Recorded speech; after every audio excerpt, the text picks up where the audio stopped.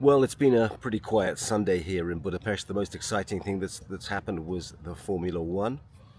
At this time of the year, Budapest is actually quite deserted. Hungarians seem to leave the capital and spend their time in somewhere, in either a summer house here in the country or on holiday elsewhere.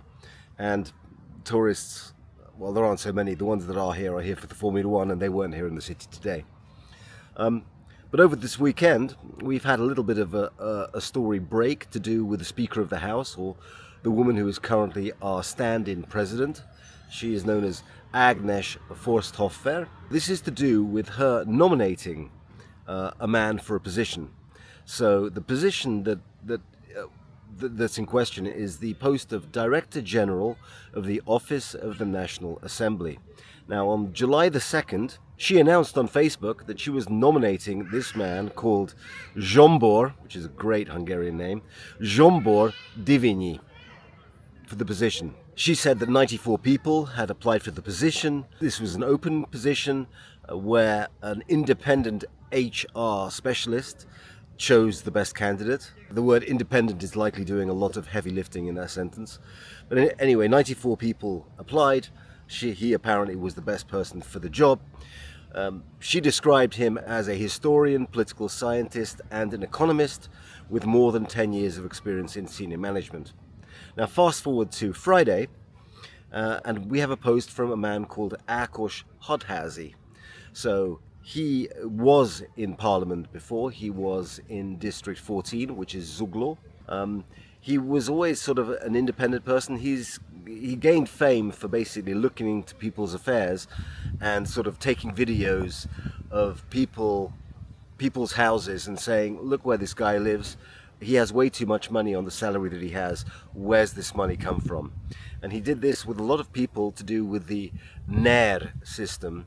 And this was a system that ran under Fidesz, where effectively friends, businessmen of Fidesz were rewarded for their friendship and their ties with contracts. And anyway, this Ákos Hadházi, a man I used to like, a man I don't like anymore because he's very good at making noise. So at making noise, he's very good. He's very good at being on social media. He's very good at making it seem as though he's very effective. But actually, does he get anything done? No, not really. But he said, and he called him, that it looks like a NER, a little knight businessman of the NER system, is going to be the Director General of the Office of the National Assembly. Now, this received an effectively immediate response from our Prime Minister, that is Peter Magyar, and he said, as far as I know, Zsombor Divinyi has not been taken on staff, and I don't think he will be. The Speaker will provide information on this. The press office of the National Assembly told the state news agency, that's MTI, that no agreement had been concluded with Divinyi. And now Divinyi is super pissed off about this because I think this is obviously a job that he wanted. And he said, in reply to Hadházi's posts, that it's based on an anonymous letter whose assertion the former MP himself admitted he couldn't verify, and no one contacted me before publication or gave me the chance to respond.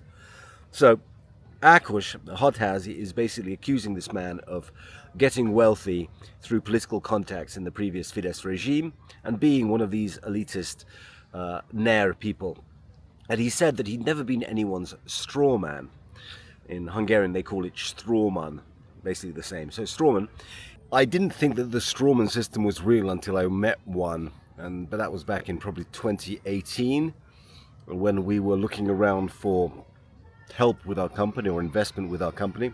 And I had a meeting with quite a well-known figure, and we sat down in the New York cafe to discuss our company, and we'd been introduced by a woman with political connections, and it turned out effectively that this man sitting at the table knew nothing about our field, knew nothing about the company, but he had effectively just been sent there to sign papers, which he was happy to do.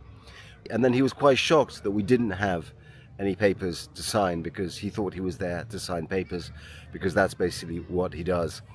So the strawman system, where basically they had they would put up a person, they would field a person, and he'd look official, he'd wear a suit, wear a tie, he would look the part, and but all he would be a name on a piece of paper and ID and a tax number, and he'd be working for someone else in the background. So this system did exist. It likely probably still does exist, but I didn't really believe it until I met someone from that system.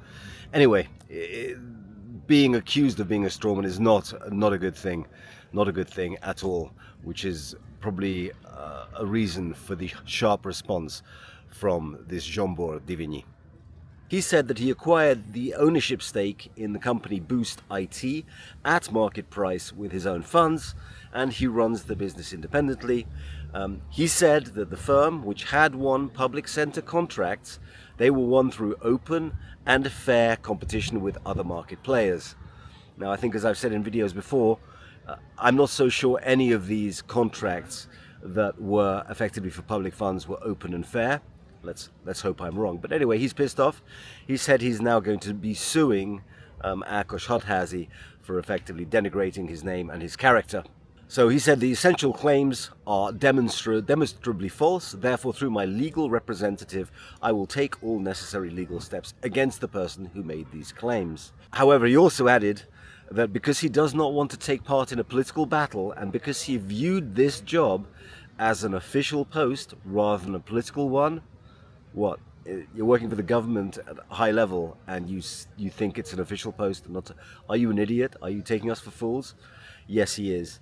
But anyway, because he thought this was an official job and not a political job, and he doesn't want to be involved in politics, he is not going to fill a role apparently that he wasn't even offered, but a role apparently that the current Speaker of the House, who is now acting president, said that he already had. So another week has gone by, another sort of candidate has fallen by the wayside.